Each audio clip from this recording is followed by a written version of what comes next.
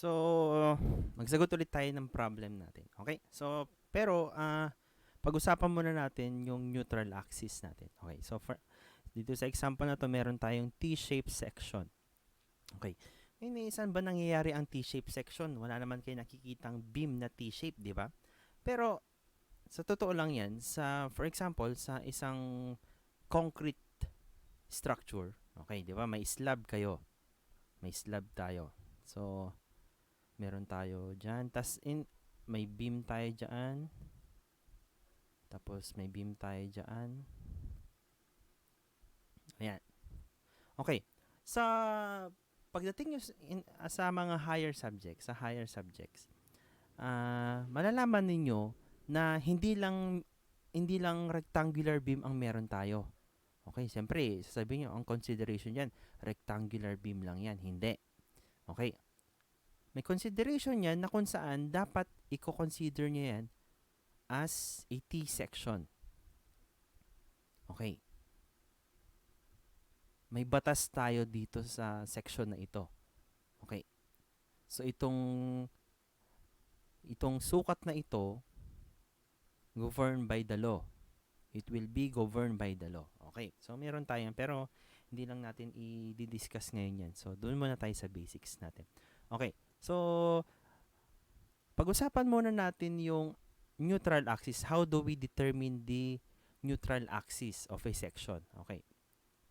Pag sinabi nating neutral axis, yun lang naman yung centroid ng ating section. So, dito, assume natin na nandito nag-lie yung ating neutral axis o yung ating section. Okay. Yun nga lang, hindi natin alam yung sukat nito at the top. Hindi natin alam ito o pwede ring sukat from the bottom. Hindi rin natin alam yan. Okay. So, ngayon, how do we locate the neutral axis of the section? So, ang solution para dyan, ang gagamitin natin dyan is yung tinatawag nating Varigon's theorem. Okay. Gagamitin natin yung Varigon's theorem. Varigon's theorem. Okay. Na ang sabi niya, in a given section, the product of the total area of the section times y bar, or ang y bar is just simply the distance to a given reference point dito sa ating section. So, distance nung gitna niya, yung centroid, or in this context, yung neutral axis natin from a given section. So, pwedeng yung y bar from the neutral axis is pwede ito. Pwede nating tawaging y bar yan. Or, pwede rin nating tawaging y bar ito. So, mamaya natin malalaman kung alin ba sa dalawa. Pero, yun nga, kahit saan pwede.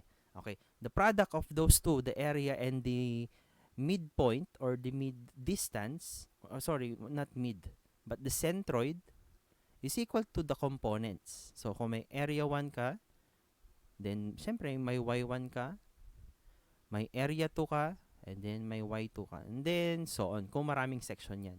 Okay. So, dito, sa ating example, hatiin lang natin into 2 section yan. So, yun yung rule natin. Hanapan natin ng paraan para mahati natin itong section natin na to into a small number of sections. Okay, yung pinakakakonti na sections natin. So, dito, for example, kung meron kang T section, hahatiin natin yan into 2 parts. Okay. So, meron tayong T section. So, hatiin natin yan into 2 parts. So, ito, tawagin natin tong as area 1. Tawagin natin tong area 1. At itong part na ito, tawagin natin yang area 2. Okay. So, another way, pero syempre, yun nga, hatiin nyo sa mas kokonti na bilang. Okay. Kasi pwede mo rin gawin ganito eh. Oops. Sorry. Nasobran ko yung guhit. So, pwede mo rin gawin ganito. Na kung saan, ang hati mo naman 3. Tawagin nating area 1. Sorry, area 1, hindi 2. Area 1. area 2, at lastly, area 3. Yun nga lang, pwede ito, yun nga lang, masasayang yung energy nyo sa pagko-compute. So, siguraduhin nyo na hahatiin nyo siya into the smallest possible numbers of cut. Okay? So, ito yung pinaka-kokonti natin. Okay, so, para makopya yung formula, balikan nyo na lang tong video, tong sinulat ko. So, burahin natin ito. At kailangan natin yung space natin. Okay.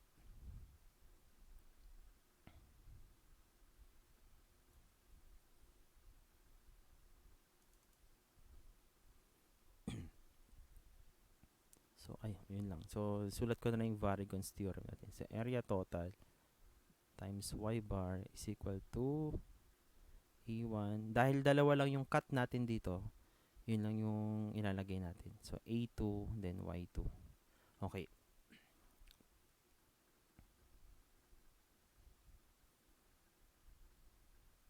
Ngayon, syempre, ano ba yung mga pinakamadaling gamitin dito? Okay. So, solve, sorry. So, yung ating mga area. So, dito sa cut natin, dalawang cut ang gagawin natin dito. Okay? So, yung unang cut,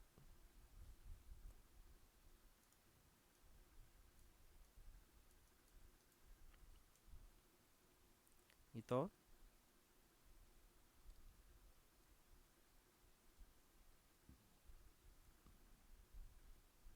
At yung pangalawang cut,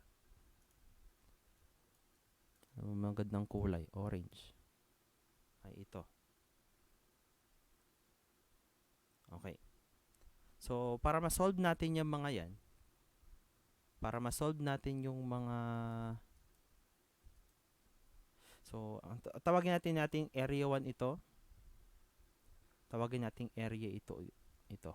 So, area 1, madali lang. Meron lang tayong rectangular shape dyan. So, meron tayong 100 times 15. At yun lang yung dimension niya. So, 100 times 15. So, meron tayong area yung pinag-usapan, kaya square. Then, yung area 2 is just simply, syempre may total depth tayo na 200. Ililess natin yung 15. So, 200 less 15 times yung ating 20 mm. So, 20 mm. So, meron tayong 3,700 squared. And then, syempre, yung total is just simply the sum of the two areas. So, isum natin, meron tayong 52 mm square, which is yan yung ating total. Okay. So, yan yung total. So, tatandaan natin yung mga quantities na yan. Okay.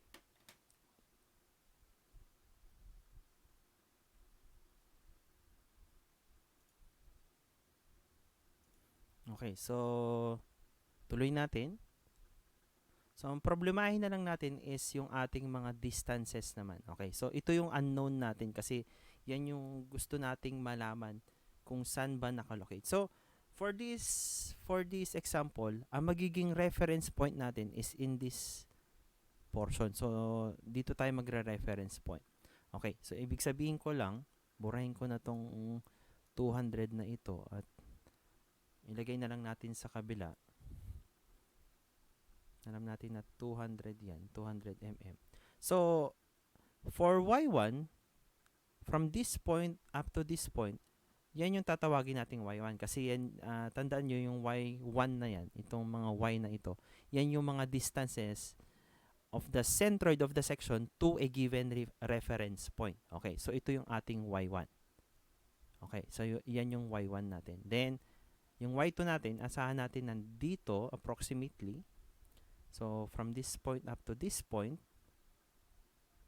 yan yung ating y2. So, ito mga to, madali lang sukatin. Okay? Hindi natin susukatin ng metro, pero nadali lang natin sukatin ito. So, for example, yung y1. Y1 is just simply the distance from this point up to this point is just simply the mid o yung kalahati nitong 15 natin. So, meron tayong 15 divided by 2. So, meron tayong 7.5 mm. Then, y2, okay. So, y2, medyo, ano bang composition niya? Alam natin na from this point up to this point, yung kalahati nito is meron tayong 100. Sorry, hindi 100. Meron tayong, i-less natin yung 15 doon. So, 200 less 15, then divided by 2. Meron tayong sukat na ito, dito sa point na ito, papunta doon sa gitna, meron tayong 92.5 mm. Okay, so may 92.5 mm tayo.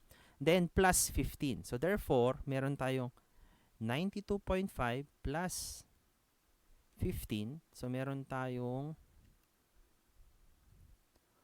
107.5 mm. So, therefore, nakuha na natin lahat yan. Then, we can now place lahat ng given natin for us to determine yung ating y-bar. So, ang y-bar natin, palitan natin ng kulay para naiiba siya at makita nyo agad. Gawin natin pink. Dito sa distance na to, papunta dito sa ating neutral axis. So, ito yung ating y-bar. Okay, so yan yung ating y-bar natin. So, ilagay na natin yung 80, which is the total area. Meron tayong 52,000 y-bar is equal to A1, which is 1.5 times yung y1 natin, 7.5 plus yung ating area 2, which is 37 times yung ating y2 naman. So, 107.5. So, solving for y-bar, meron tayong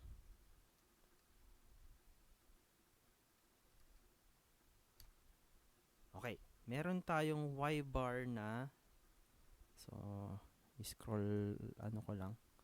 Meron tayong y-bar is equal to 78.65 mm. So, okay na yung decimal place natin. So, ito yung ating distance from the top. Tandaan niyo from the top. So, from the top of the section, yung y-bar natin is 78.65. Okay. So, sa next video, pag-usapan naman natin yung moment of inertia nito at isa sa mga kailangan natin yun.